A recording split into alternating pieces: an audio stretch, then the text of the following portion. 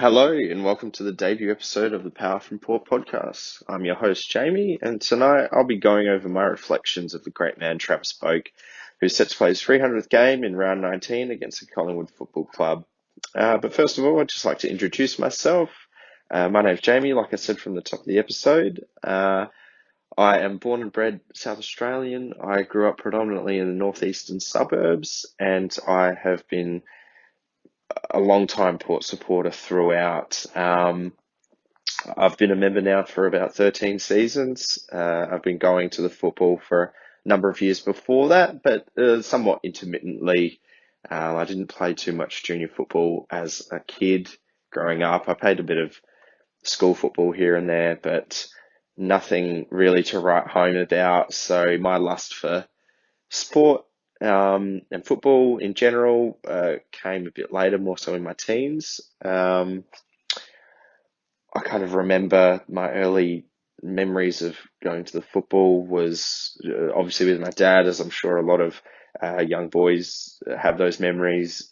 He used to work for a company called Goodman Fielder, who owned a corporate box at Amy Stadium, and sometimes he got to book that out and bring some friends and family along with him. And just coincidentally, actually, we played Melbourne a few times. So, yeah, like I said, I don't know if that was a coincidence or if Melbourne at the time didn't really draw too much of a crowd and the corporate boxes were there to be had. But yeah, I just remember being a young kid and tucking into the spring rolls and party pies that used to come around and getting free soft drinks all night. In regards to watching the football, I don't know how invested I was, but some early memories there and fond memories being with your family and in that environment growing up. Um, Basically, my reasons for doing this podcast, I've been mulling over it for quite a while. I love my football club. I'm rusted on. Like I said, this is my 13th season as a member, and yeah, I consume a lot. I consume pretty much all there is to consume in regards to Port Adelaide Power content. And figured, why not put my hat into the ring? Always good for a chat about football and an opinion, especially about Port. Um, so yeah, why not? My aims for this podcast, if it gets up off the ground further than a pilot, I would like to do some previews and reviews and things like that. But tonight I'm just going to go over my reflections of, yeah, Travis Boak, like I said at the start of the episode. So without further ado, I'll get into it. So to talk about Travis Boak, I probably have to talk about my early memories of going to the football. And that obviously starts in 2007. At the time, I lived in Salisbury my dad lived in Salisbury, so we were close to Amy Stadium, and I was about 12, 13 years of age, and it wasn't too far to go. I was, growing up a little bit, so it was a great bonding opportunity for my dad. I mentioned obviously before about going to, the occasional game at corporate box as a kid, but nothing too consistent. But I think I went to about 6 or 7 games in 2007. And as everyone knows, the 2006 draft in particular brought us a lot of great young players. One, of course, being Travis Boak, and that 2007 already provided us with some glimpses of some other people in his draft year. Obviously, the big ones being Justin Westhoff and Robbie Gray. But earlier that year, we'd also seen Nathan Cracker, who was a bit of a standout in some categories in the draft combines of 2006.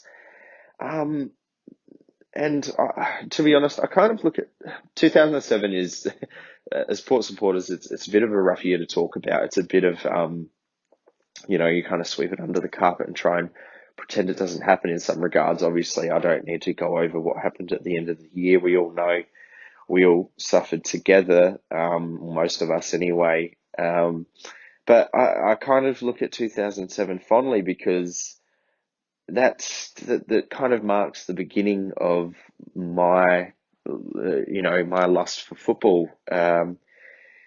And Port Adelaide has been privileged to have many legends play for the club, and especially the power of the early 2000s, having the likes of Trev Ray, Josh Franku, Matthew Primus, Brendan Lade, those real superstars of our club. But I have very vague memories of them in their heyday. Obviously, the premiership was won in '04. I was 12 at the time, I think, or 11 when we won that premiership. So very vague. And as much as I appreciate those players, Gavin Wanganeen, Roger James being another couple, and don't worry, I've definitely sunk my teeth into the Port Adelaide '04 victory pack and the grand final plenty of times since. But yeah, I didn't really get to appreciate their careers like my dad would have, and people of that generation before me. So '07 for me was the year. It was a great year in terms of the minor round. We had some great wins. We obviously saw these great young players, and had things gone a bit differently the last day in September that year, it, it wouldn't maybe be as maligned to talk about as it is now. We finished second. Wow, we were smashing some teams. We were on a real roll. We had that kind of blend of the old, so there's premiership players, Darryl Wakelin as well, and then the new coming through. And yeah, can't take it away from me. I do look at that year fondly, apart from the obvious at the end. So I guess back to Boakey. If anyone remembers the old SANFL system, when you got drafted by an AFL club, the Crows or the Power, you got put into a mini draft and picked up by the SANFL clubs, various SANFL clubs. And I remember Boakey was playing Glenelg reserves at the time after being picked, and in that draft, people were watching our first pick with a bit of angst, maybe, or watching with a keen eye, definitely, because obviously Joel Selwood was pick after him. So that whole year was kind of like looking at it from the point of view of what you could have had and what you do have. And Boakey was not really setting a world alight in the SANFL, like I said, playing Glenelg reserves. But Choco saw enough of him, obviously, to give him his debut. And that was in round 12 of that year, '07. I'd actually forgotten, but it's actually a game I went to, and I listened to the Creedcast earlier. It's a great podcast. Dave is his name. He was talking about it, and it reminded me of that game. And yeah, look, Boakey was a young player. He had an okay game. We kind of saw bits and pieces of what he could do for the team, but very fresh nonetheless. The debut wasn't much to write home about. We were smashing Essendon at 3/4 time, and then I don't think we kicked a goal in the last quarter. I remember going home and kind of, it felt like a bit of a loss, but we still won by about 5 goals. But yeah, but saw Boakey in his AFL infancy, and then 7 rounds later, I again was at the football against Carlton, and which was his breakout game. It's the game that he ended up getting the Rising Star nomination for. And you knew after that game that, yeah, we'd finally got enough body of evidence, and he got 28 disposals, he kicked a couple of goals, and was finally looking very comfortable at the level. And that kind of reassured most people that our number one pick wasn't, flushed down the toilet or anything sinister like that. He was looking very comfortable, played out the rest of the year right up until that grand final in the year. So that breakout game in particular against Carlton, that's the one that sat with me vividly. Quite lucky, to have those moments in reflection now, all these years gone by. And just on a side note, Carlton actually came back and put us under a lot of pressure in that game. So for him, as well as a group of others, to stand up, put their hand up, and help us, secure the win in the end is a great effort, and probably went along to helping him get that Rising Star nomination in that round. So that was 2007. We knew we had one, and year on year after that, he kept building his game between '08, 9, 10, and then obviously in 2011, which obviously wasn't a great year. Again, I don't need to talk too much about the negatives from that year, but 2011, another vivid memory for mine was the first game at Adelaide Oval against Melbourne. And credit to Mark Hazeman at the time, who was in charge of the power, orchestrating the move to Adelaide Oval, and that being kind of like a showcase game for the year. Obviously, we're quite lucky that there was the expansion club in Gold Coast that year, preventing us from winning the wooden spoon. However, we did have to win that game against Melbourne to seal the deal in avoiding the wooden spoon.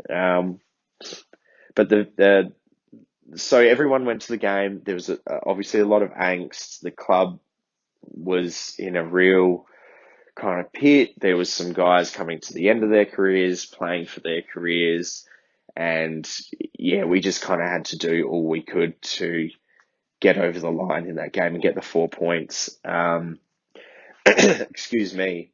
So obviously quarter time rolls around. Boakey has got the ball. I can't remember if he took a mark or got a free kick, but he's outside 50. He's way past his length in terms of a drop kick, drop punch, should I say. And, when you're outside 50 and you're too far to kick it, you've got a license to do one thing, as we all know. And there was a lot of angst in that first quarter. A lot of toing and froing. We couldn't quite get the game on our terms. And Melbourne were 10 points in front. But it just felt in the crowd that, if we didn't get things going, it could have maybe got out of hand. And then, he did what everyone's seen, and he could not have hit that ball any better. He lined up for the top, and he split the middle of the goalposts. And after that, from that moment on, we got our game going. The game went through some twos and fro's. Obviously, from the outset, we weren't a fantastic team, so we had to kind of dig deep. And Melbourne, in the end, they rallied. They got back in front, and there he was again. Boakey bobbed up, kicking his, I think it was his second goal. I'm not sure if he kicked any more than that. Kicked his second goal to put us back in front. We built a bit of the lead, and then we kind of had to hold on in the end there, right up until the end. And being 2011, you didn't quite believe that you'd had it won until that final siren went, and it did. We avoided the wooden spoon. So that's another vivid memory from 2011. And 2011, obviously, as everyone knows, Boakey shared the John Cahill medal with Jackson Trengove, another key figure in kind of the turning around of our club, which I'll get to in a moment. So building from his debut up until 2011 having his best year, winning the John Cahill medal, really kind of showed his, we didn't need convincing, but showed his value to the club and to the team. And everyone knew that in a year's time, his contract was up. So around came 2012, and again, another really poor year for the club, albeit in terms of win-loss better than 2011, but still very, very average in a Port Adelaide sense. We strive to be the best. And I looked before, and Boakey played 18 games, but my kind of memories for that year, I'm not sure if this is true or my memory it fades over the years. I'm nearly 30. So, I kind of remember him being a bit up and down that year. I'm not sure if he was struggling with injury or just form coming off the back of that, best and fairest year. the year before, but he was up and down a bit in my memory, and wasn't quite dominating games like we thought he might, but doing well enough. I actually watched the Pair YouTube channel, and Anthony mentioned the Gold Coast game that year, which I'd forgotten about, but it flicked a switch in my head, and I picked up some memories along with what he was saying, and like he mentioned, Boakey was uh, he played a great game. He kicked 3 goals, and after that, it was kind of like, like, bloody hell, we're going to lose this guy. And he's finally got himself back into form. Not that we had any finals to play that year, but yeah, as was the trend at the time, and even still in this free agency period that we have these days, if a player hasn't signed, the closer and closer it gets to the end of the season, the more likely it is that he's going to go. And obviously, we all know about Geelong's cheekiness in trying to in coming over to Adelaide and trying to convince him to jump ship, and like that whole episode has been talked about and talked about and talked about over the years. Obviously, probably every milestone game for Travis Boak up until this point, it gets brought up. But 2012 end of contract and the writings on the wall. Being a teenager at the time, I can't really remember, what I thought was going to happen. I'm generally a pretty optimistic person, but I'm more so, I kind of believe these things when they happen. Obviously, a lot of speculation going around, but I generally sit in the I'll believe it when it happens camp. But I remember my dad, he's quite passionate. He wears his heart on his sleeve, much like I do. I've got it from him. Excuse me. Yeah, he was convinced. He was convinced that Boakey was going to go. He was quite sad. I'm sure a lot of people are the same, but his emotions day to day in footy season, rely heavily on Port's win-loss and then the important things that happen off the field too, like Travis Boak signing. But he was convinced, and I mean, with Geelong, Joel Selwood, Chris Scott, and the like coming over to talk to him, I mean, they'd won the premiership the year before, so you could see it happening. The writing was more or less on the wall, and he was in his prime to be picked up and injected straight into that team, and you could have envisioned them going on to win. Yeah, that was their third in 5 years. They could have won another 3, or, as it looked, especially adding another high caliber player like Travis Boak. But as we know, news started to trickle in after that, and the word got out that he'd signed on with Port. And it's moments like that that I'm truly grateful for. And it's a huge credit to the man, with a guy from, Torquay. We've heard the story, Victoria, losing his father, and whatnot. It could have been easy, but I'm truly grateful for what he did, and it kind of paved the way for the vision that he and other players had behind closed doors in rebuilding the club from being that cellar dweller to getting it back to where it needed to be. And again, I alluded to Jackson Trengo before. He played a big part in that as well. But Boakey kind of finished that 1-2 punch, those 2 key pillars that we needed. And obviously,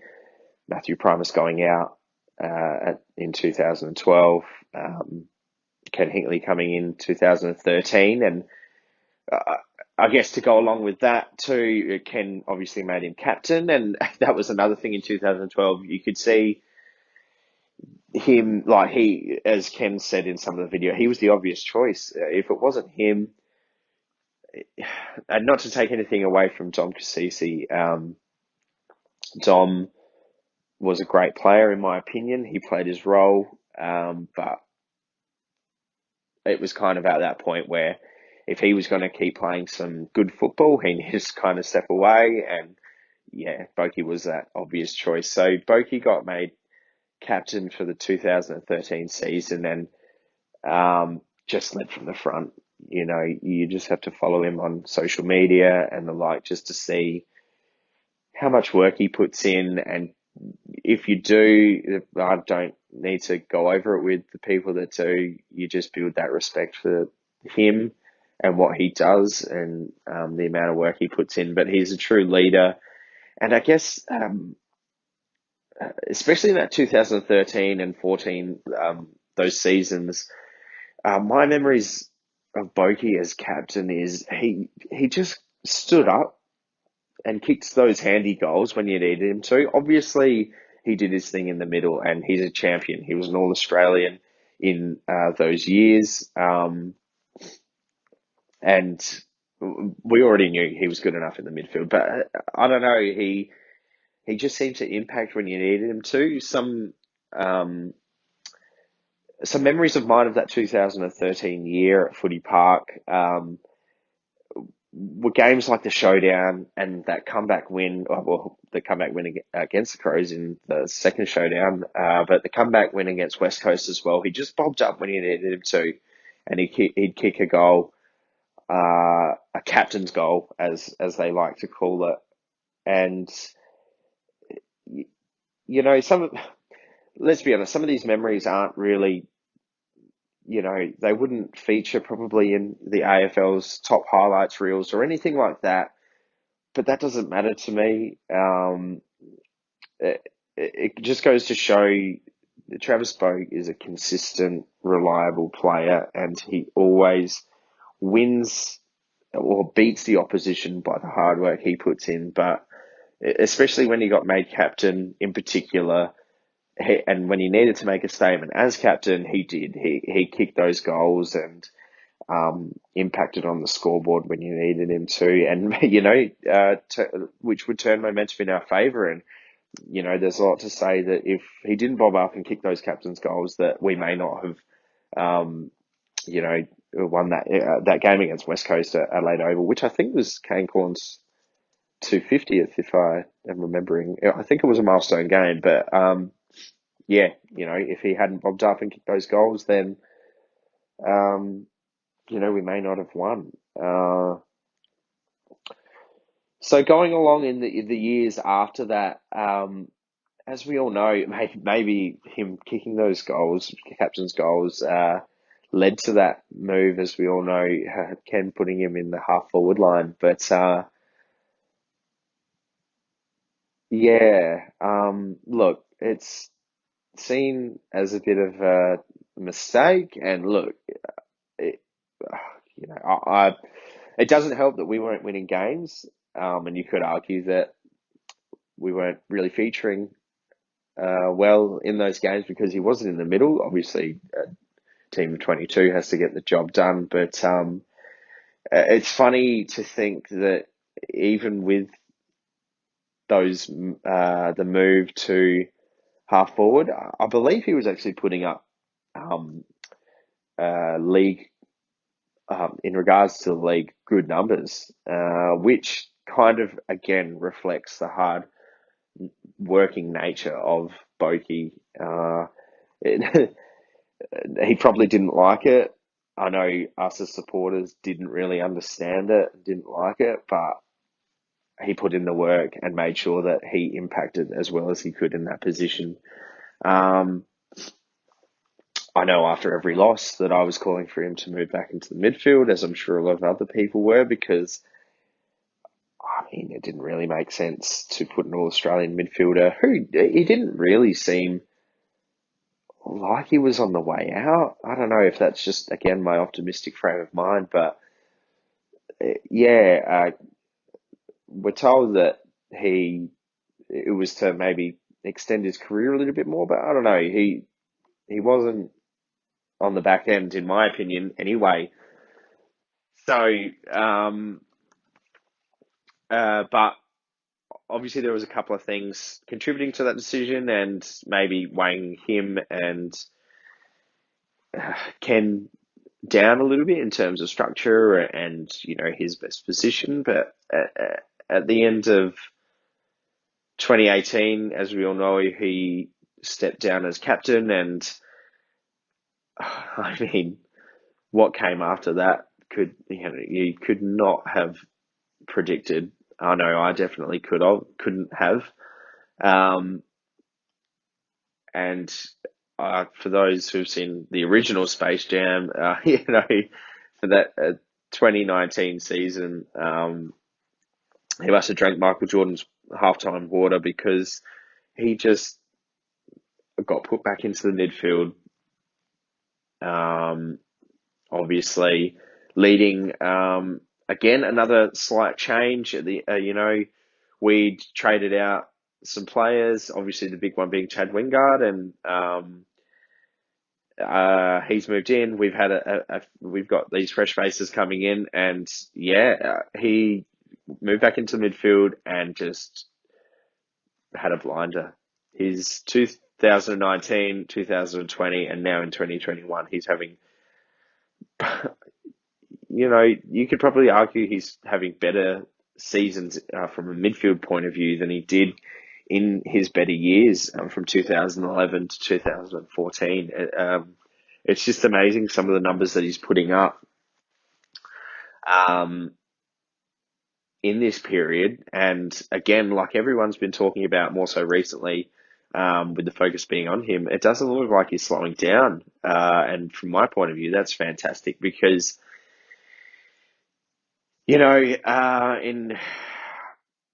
from my opinion, 2014 was one that got away from us in regards to a premiership, and I think the same could be said for last year, 2020. Those 2 years in particular, I feel, in my personal opinion, we had an edge on the competition, and we didn't fully take advantage of it,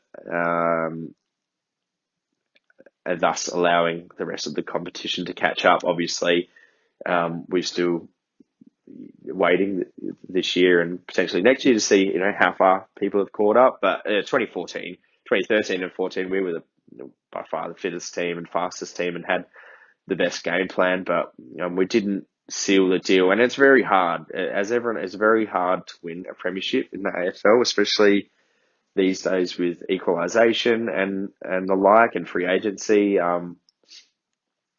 It's very hard, but I think of those years, and then I think about players like Travis Boak, and to a similar extent, Robbie Gray, and unfortunately Justin Westhoff, who's now retired. But I think of those players, and I just think how deserving, in my opinion, they are, and he is, of winning that premiership medal for us. I couldn't have,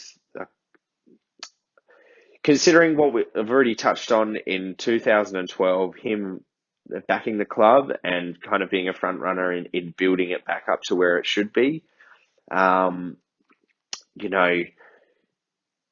There's no one more deserving of sealing that deal and finishing his career with that as another highlight on his resume.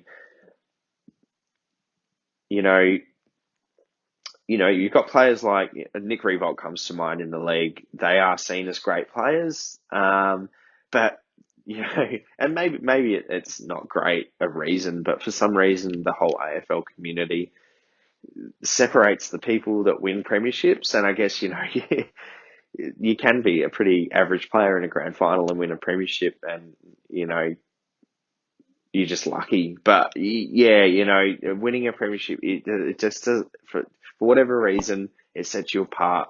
But whether it's just or unjust, it doesn't matter in terms of Travis Boak deserving to be glorious on that final game of the AFL season.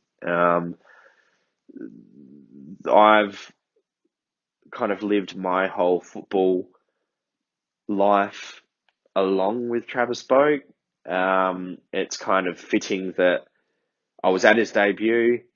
I should have been at his 300th. Obviously, I'm very disappointed that SA has been put into lockdown. Obviously, I understand it, and I, agree with the measures that we're taking to keep it under wraps. But I'm very disappointed that I can't be there for this milestone game, it's obviously very important, and it's more important knowing that um, he equals Kane Corn's record and he'll be the number one games holder come next round. But I went to his debut.